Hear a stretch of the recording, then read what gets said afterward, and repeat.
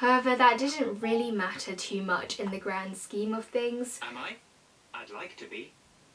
Oops. Sorry.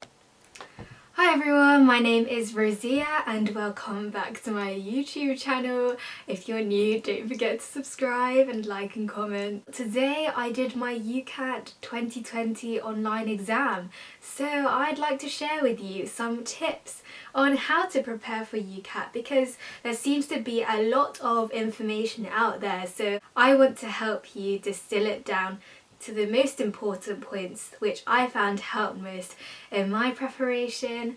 I want to also tell you about how an online exam went. Was it weird? Like, how smoothly did it go? So let's jump straight into it. I'm going to start with talking about what my experience was like today. So yesterday I prepared by cleaning out my room. I took away everything from that table, made my room more presentable, and actually made my bed, took everything and popped them behind my bed. My exam was at 2:45, so I logged on at 2:15 and then I waited for a bit. So when you log on to your account, you will be connected with this proctor person, and she was really lovely. She told my dad to show his passport because if you're under 18 you need parent or guardian, and then he left and closed the door. I was in here by myself. I was really nervous, but you know. And before that I took pictures of my room and my passport. And then during the exam, a little screen of my face was always at the top, so that was cool. And it was just like a normal UCAT official mock. The calculator looked slightly more 3D and the lag time between questions was slightly longer. However, that didn't really matter too much in the grand scheme of things. Am I? Essentially, that was how my experience was. So let's get on to my tips on how best to prepare, especially when you've got a short amount of time, such as only 2 weeks. But I've seen on the student room that some people literally prepare for a day, but I don't think those humans are real, so let's just move on. So like most people I know and all the YouTubers that I watch, I decided to buy a Medify subscription. I bought the 2-week one. And I'll just show you like the things that I did on Medify just to give you an idea on how I used it to prepare. So they've added like the 47 plus hours for their new course thing, and I watched some of those videos, which was quite helpful for things like quantitative reasoning. I didn't realise that percentage change could also be calculated by doing normally it's the difference between the old and the new over the old, but actually you can do it the new over the old and then -1, which I found to be a lot quicker. The most effective way is to actually practice yourself. It's like a Medify ad. I didn't really do much of the verbal reasoning and the decision making. I mainly focused on abstract reasoning and situational judgment, as you can see on here. I did about slightly more than a third of the abstract reasoning stems because my friend was like, you've literally just got to bang out abstract reasoning questions because that's the only way your mind can spot the patterns really easily.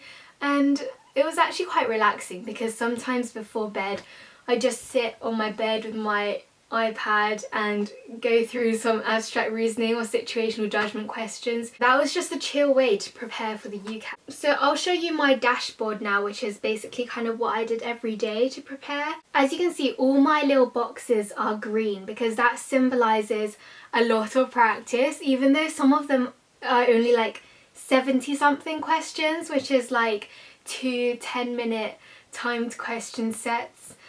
But I basically did an average of about 100 questions a day for the first week, mainly abstract reasoning and a bit of situational judgment. And then for the second week, I think it hit me about 5 days before the test, so like on the 26th or something, that I was actually going to do the UCAT in like 5 days, and I was like, oh my days, the UCAT is so soon, I need to like get on the grind. And then I decided to like go for it. In the last few days, I decided to concentrate on actual mini mocks, which Medify actually has a lot of. So I did 2 verbal reasoning mocks. I didn't do many decision making mocks, but I did 3 quantitative reasoning. I did all the abstract reasoning mocks and then 3 of the situational judgment mini mocks. And then for the whole mocks, I did 3 and then 1 diagnostic 30-minute mock, which I did on the first day, I think. So I'd really recommend you use that feature of Medify. It was really helpful towards my revision actually, but I found that for the actual UCAT test, they score it slightly differently to what you get on Medify. So if you get a certain score on Medify, don't take it for granted and don't think that you'll get it on the day as well, because it's not too accurate. Like the highest score for decision making in Medify is 700 to 900, which is quite a big range. So I'd just be wary of that. And then on top of Medify, I use UCAT official practices. Sometimes, like for some quantitative reasoning questions, it was just too hard to get right, so I just didn't really bother learning what I did wrong. But you shouldn't do that. Don't learn from me. But one thing that I want to point out is that although Medify is great for things like abstract reasoning or quantitative reasoning, as well as verbal reasoning, because it's quite similar to the actual UCAT, probably slightly easier, but it does help you improve your reading speed if you practice a lot. One thing to be wary of is the situational judgment. I'd say do most of your situational judgment practice on the UCAT official mocks as well as the UCAT situational judgment question banks, because those are the questions written by the actual test makers, so they will be most representative of what you will see and what you will need to choose in the actual exam. For my UCAT official mocks, I was getting band 3 on situational judgment, but the day before my exam, no, not the day before my exam, today, this morning, I made sure to go over lots of UCAT official situational judgments, so I knew the thinking process behind the actual examiners of the UCAT. And I also want to show you the equipment that I had. My dad has this wireless keyboard and mouse set, which he let me borrow for UCAT preparation and for my exam today, which I'm very grateful for. And from Wilco, I bought this not online whiteboard, this normal whiteboard, and it has a little pen as well which goes with it, because you need a whiteboard that's like under a certain size, and it's really useful for decision making.